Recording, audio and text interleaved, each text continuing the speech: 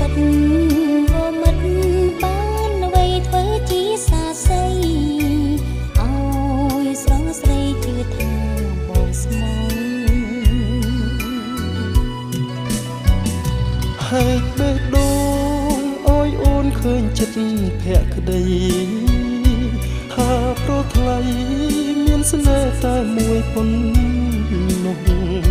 ជាកូនប្រុ